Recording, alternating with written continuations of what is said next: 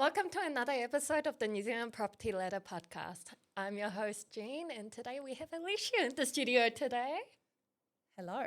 Hello. How are you? Good. Nice Good. to see you again. Oh, likewise, and you look stunning as always. Too kind. I'm so excited for this chat. I haven't seen you in so long. We've known each other for a couple of years by now. Yep, I think 2023. Oh my gosh, and it's already 2026 coming up, like in a couple of months. Alyshia, we were just chatting earlier and you've been really busy. Yeah, we've been doing it for a long time, 10 years in West Auckland. Whoa, 10 years? Oh my gosh. Yep. How was that? Yeah, it keeps us busy. We've got a great team out in Swanson, which is on the kind of suburban, semi-rural fringe. And love what we do. We've got an awesome team. I love Swanson. It's such a beautiful area and it's growing rapidly as well. And there's like a lot of new development happening. Yeah, it's built up heaps actually. Obviously being part of Swanson, you've got the rural part, which is Waitakere Foothills. So obviously that remains untouched for now. Ooh. So you can't develop there at the moment. But yeah, there's parts and there's good opportunity in the whole region. So yeah, we love it.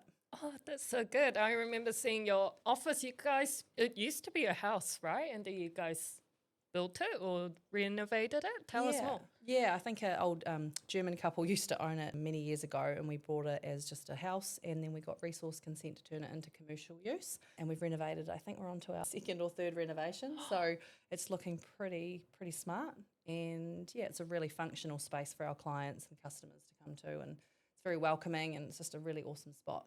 Oh, definitely. I 100% agree. I remember when I came by last year and it was stunning and you got this whole field behind you, right? Yeah. Everwood Park Golf Club kind of backs onto the office. So it's, beautiful view. We get to see the 18th hole.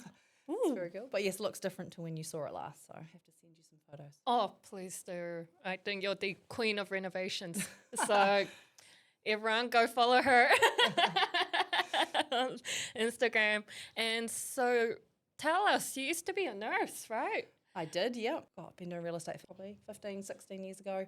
Would have become a registered nurse. So I was an intensive care nurse at Auckland Hospital in the cardiovascular intensive care unit. And so, yeah, bit of a change in career, but there's definitely some transferable skills there. Oh, definitely. And so how does that background still influence how you work with people now in property? Yeah, I think it's really interesting. I think the nursing side of things, you've got to have a natural compassion and empathy for people. And believe it or not, obviously selling your biggest asset is one of top 5 most stressful things to do in life. And so I think also when you're in hospital, that's also very stressful. So having the empathy, compassion and understanding of people's stress levels is actually a very transferable skill. And I love people, so it works very well. But yeah, just understanding people's position around selling your biggest asset, all the work that goes into getting a property on the market, all the stress behind it, whether that's getting renovations done, organising tradespeople, just organising kids and getting them out of the house for an open home. I think having that compassion and understanding that it's really stressful is just, I guess it's just a natural skill that I've been born with it, but it's been very helpful. Haven't had to give CPR yet to any of my clients because it's stressful, but I can do it if I need to. Hey, that's good. You go add that to your top list of, uniques? Point of differences. Yeah, definitely. I've got this joke with clients. I'm like, look, I know it's stressful, but the one edge I've got on other agents is that if you need CPR, I can do it for you.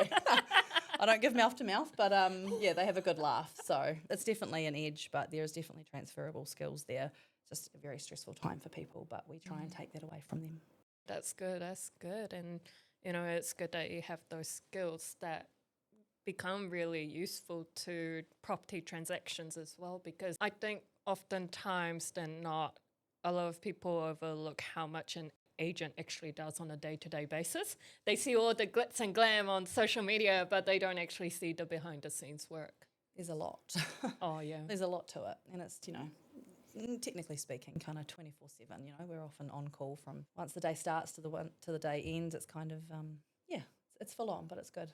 I love it. Oh, that's good. That's good. And Alyshia, you've been recently awarded number 8 in the entire country in Ray White. Yes. Congratulations. Thank Got you. Chairman's Elite. Yes. So What's your secret to success? I think there's a lot of recipes there that we could go into in terms of the recipe for success, but I think the most important thing would be kind of building a really solid team, and it doesn't have to be big, but I think understanding that, like you said, there's a lot to do in real estate. There's lots of admin tasks, and having a really good PA or a good administrator to support us is probably the most important thing, and obviously drive and determination, having really kind of clear goals. Yeah, I've always just done right by people, and that's kind of been my goal, and everything else has kind of followed. No, So, that's good and fair enough. And, when you handpick your team, it's really important that you pick a good one, regardless how long it takes. What do you look for when looking for a sales associate for your team? I think I'm looking for someone who's got purpose, and also someone who understands that there's, long hours, and it's a commitment that not many kind of 9 to 5 jobs. You don't explore that in those types of jobs. So looking for someone who's a right team fit, who's got a really clear purpose and goal, who's great with people. And like we talked about earlier, I think the key thing is around having that kind of depth of knowledge. So understanding property, understanding the asset that we're selling, and just all the complexities around it. I really like to train my team on understanding the kind of compliance and nuances that come with each property, particularly in West Auckland. Oh, yeah. Oh, why in West Auckland in particular? Yeah, so West Auckland, we have got, I mentioned before, the Waitakere Ranges is a zoning for us. Yeah. And so development isn't a right. You can't just develop and subdivide as a right. And there's lots of compliance in terms of, needing to get a resource consent if you want to do additional extensions. We've often got ridgeline protections. We have septic tanks, so we're not on a reticulated sewer line. So we've got lots of kind of hurdles to jump to kind of develop and do things. So just understanding what that means. And in the Wild West, we like to do what we like. There's often unconsented or unpermitted work somewhere, and just understanding what that means for the seller, what it means for the buyer, how can we try and make and soften this compliance issue, whether that's being a code of acceptance with council, whether that's getting a safe and sanitary, whether it's removing the structure. It really kind of is like nuanced, and so we just kind of work through that, and getting my team to understand that and talk to our sellers around that kind of gives us an edge. Yeah. And speaking of West Auckland, it's beautiful Waitakere Ranges, and one of the things that attracts people to West Auckland is the rural lifestyle. And I believe you live on a lifestyle block, right? We do. Yes. We do. We live in Waitakere, so we're on 22 acres out there. We've got cattle, sheep, dogs, chickens, a few free-range kids. We live on a lifestyle block, and yeah, I've lived there my whole life in terms of Waitakere. We've recently come off a 10-acre block about 3 years ago, and then I was brought up in the township, so it's definitely home for us. Yeah, and so in terms of lifestyle, I understand that it's very different to residential because there are certain aspects that lifestyle blocks have that residential don't. So what's your advice around selling a lifestyle? Selling a lifestyle property, gosh, there's so much to it. So like we mentioned before, people coming from like suburbia or residential areas need to understand that we often are on a septic tank. So obviously it's a system that needs maintenance, and you can't do the usual things that you might in suburbia. Some rural properties are on water tanks, so understanding that a lot of our water is coming from rain, and kind of managing that with filter systems. If you've got stock management, understanding, fencing and yards and how it functions. But yeah, I think, there's lots to consider with a lifestyle property, but super manageable. And we often, when we're selling people's lifestyle properties and the buyers purchase it, we give them a little guide and kind of explain, what to expect, what they should do. So like a little kind of welcome pack to the community. Yeah. No, that's really good, and that would be so useful to have, especially from both a seller and buyers as well. Yeah. Or even an agent that's looking to sell a lifestyle block. Kind of like, where do I start? Exactly. Yeah. Yeah, there's lots to consider, and sometimes property dependent, but often, if you've got a whole lot of land, it's good to really kind of prep the land, make sure it's all mown, weed eated, fix any fencing. But yeah, they're all quite different. Definitely a passion of ours. Oh, and you have been doing some renovations on it too, right? Oh yeah. Yep, it's been going for a year now, but it's been a journey. But yeah, it's been very, very awesome. We bought a property 3 years ago, a property we live in at the moment, and it was a lovely Kiwi couple and a Japanese lady and a Kiwi guy who owned it, and so it was very Japanese inspired, which was great. But some of it meant it was quite dark, so we've just changed the layout and things and made it a little bit more kind of open plan, and yeah, it's really cool. You can follow me and watch watch some progress updates. Oh, It's nearly I've been done. following you and watching all your updates. It's so interesting. Yeah, there'll be a few more coming in the next few weeks. Oh, I'm excited. I'm so excited. And so, when there is a first time seller selling their home, what should they be aware of? Yeah, okay, so first thing, probably what we always talk to people about is the compliance. So anything that they've done without consent or a building permit, kind of understanding what that is. And it's not to devalue the property, it's just to make sure that before we get started, we're aware of any unconsented or unpermitted works. We're not going to go on the market, find a roadblock halfway through, and then it ruins your campaign. So it's kind of the better the devil you know than you don't, because someone's going to find it. So understanding the compliance of your property, reviewing the LIM report, looking at the property file, matching what's there, and just finding a solution. Buyers expect disclosure to be upfront, which we have to as part of the real estate guidelines. But yeah, just understanding LIM reports, property files, what the compliance issues are, if any, would be probably the first thing that I would recommend. There's a few others, but But those are the most important things. yeah, so Yep. compliance and obviously property presentation is equally very important. So kind of doing all the things that you wanted to do in the last 5 years, you generally do in the first, in the last kind of 2 weeks before getting your property on the market. So it's this mad rush to get the property presented right. And we know that premium properties or well presented properties fetch a really good price. So that's probably another thing is just getting someone in or a salesperson who's in the area to appraise the property and give you the recommendations before going on the market. So as early as you can. Even if you're thinking in a year's time, make the changes, get the recommendations from the most trusted salesperson in the area and try and follow those through before you go to market. Speaking of agents, what would you advise to a seller in terms of what they should look for in an agent? Yeah, it's really important. So I think looking at their track record, so how many properties they've sold, what types of property, their sale price. So, look at average time on market, track record, testimonials and reviews, and probably, I guess, depth of knowledge. So I would say ask them questions that are quite technical and see how they respond, ask how many properties they've sold, ask them specific questions and really get a gauge. And obviously you want someone to have a really good personality and obviously be approachable, but really important that they understand the asset that they're selling, because there are quite a lot of agents out there who might have the look, but the depth of knowledge isn't necessarily there. And unfortunately, I've spoken to a few people who have engaged salespeople recently that have looked the part and been really good, got through the process and kind of delivered with the communication, but probably didn't deliver the depth of knowledge. And so that just creates a bit of uncertainty for buyers. So track record, testimonials and reviews, and then ask some technical questions of them. Ooh, yeah. Fun times. Yeah. Sounds like a field trip. Field day. Yeah. And so for someone that's starting out in real estate, what would you recommend? Building your network and building your database. So when I first started 10 years ago, I remember sitting at the real estate office and just writing down in an Excel spreadsheet all the people that I knew, every person that I knew, homeowners, just people I knew, tried getting their email addresses and phone numbers, and then from there just building a network. I think too, obviously having a reputable background, being a nurse, I think it was easier for me to be able to transfer into this industry because I had that level of respect, and it was a lot easier. I think the transition for me was easier, but just building a network, building a database, talking to people about the right things, and just being really active and putting in lots of hours, lots of hard work. Yeah, lots of hard work. Lots of hard work, but it pays off. Yeah, it does. It really does. And it's, it doesn't feel like a job for me. I've done it for a long time and I still love my job every day. I still love it. Some days are harder than others, but I love it. Absolutely do. It's a lifestyle. Yes, it is a lifestyle. You have to live and breathe it. Definitely. You Absolutely. either live and breathe it or you either don't.